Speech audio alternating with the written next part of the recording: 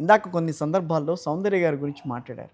ఏదో ఆవిడకి మీకు మధ్యన పారితోషికం విషయంలో ఏదో కొంచెం గొడవ వచ్చింది, అందుకనే ఆవిడ ఏదో పక్కన పెట్టారు అన్న ఏవో రూమర్స్ వచ్చినాయి. కొంచెం క్లారిటీ అస్సలేదండి. అయ్యో అస్సలు పాపం తను ఎక్కడుందో కానీ she was such a wonderful girl అండి. అసలు ఆవిడతో ఎవరు గొడవ పెట్టుకుంటారు, నాతో ఎవరు గొడవ పెట్టుకుంటారు, ఎందుకు గొడవ పెట్టుకుంటారు, అవన్నీ రెమ్యునరేషన్ల దగ్గర మాకు ఇప్పుడు ఏ సినిమాకి ఎవరు తెచ్చుకోలేదండి అసలు.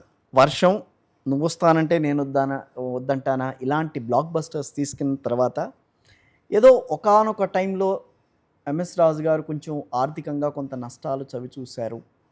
సో అందుకనే కొంచెం ఈ సినిమాలకి వాటికి కొంచెం దూరంగా వెళ్ళి గ్యాప్ అయితే వచ్చిందండి. అది ఆర్థిక నష్టం వల్ల లేదా వేరే ఇష్యూస్ అనేది పక్కన పెడితే గ్యాప్. ఇండస్ట్రీలో మిమ్మల్ని ఏమన్నా పక్కన పెట్టారా?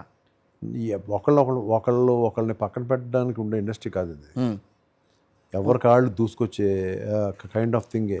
అక్కడ ఏమైనా మిమ్మల్ని దెబ్బతీసే ప్రయత్నం ఏమన్నా ఏమీ లేదండి. నా ఓన్లీ థింగ్ ఏంటంటే మన మైండ్ సెట్ పాజిటివ్ యాంగిల్లో మీరు ఎప్పుడు ఉంటారు కాబట్టి మీరు ఎప్పుడు అదే యాంగిల్లో చెప్తారు. కాదండి, మన మైండ్ సెట్ మళ్ళీ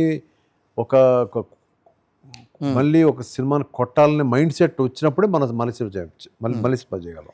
మీరు ఏ సినిమా తీసినా కూడా ఫిలింఫేర్ అవార్డులు కూడా దక్కినాయి, పెద్ద పెద్ద అవార్డ్స్ మీద. మీ స్క్రిప్ట్ ఫార్ములా ఏంటి? అది ఇట్స్ లైక్ ఓన్లీ తపనండి. ఏదో ఒకటి క్రియేట్ చేయాలని ఒక తపన. ఈరోజు ఎన్నో సినిమాలు తీస్తే కానీ అందులో ఒక సినిమా అవార్డు కోసం ఎంపిక అవటం అనేది అరుదుగా జరుగుతున్న సందర్భాలు. సో దాన్ని బేస్ చేసుకుని మనం చూస్తే కనుక మీ సినిమాలన్నీ కూడా ఆ రేంజ్కి వెళ్ళి అవార్డులు తీసుకుని మీకు కూడా ఒక ప్రతిష్టను తీసుకొచ్చిన సందర్భాలు. వాటన్నిటికీ రచయిత మీరే, నిర్మాత మీరే, దర్శకుడు మీరే. సరే నిర్మాతలు ఎవరైనా కాదు, బట్ దర్శకత్వం అయితే మీదే ఎక్కువగా ఉండేది. సో దానికి ఒక ఫార్ములా అనేది ఉంటుంది కదా. అది ఫార్ములా ఏం కాదండి. Interest of making a film, passion of making a film అండి. ఫార్ములా ఏం కాదండి. ఫార్ములాని ఏమంటారు? సీక్రెట్ ఫార్ములా ఏదో ఒకటి.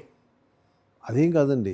ఏదో ఎక్కడి నుంచో ఏదో ఒక దార ఇస్తున్న ఒక అమ్మవారి కృప, మనకున్న ప్యాషను, దేవుని నమ్ముతారు కాబట్టి అట్లా అంటున్నారు మీరు. అదేం లేదండి, దేవుడిచ్చింది ఏదైనా సరే.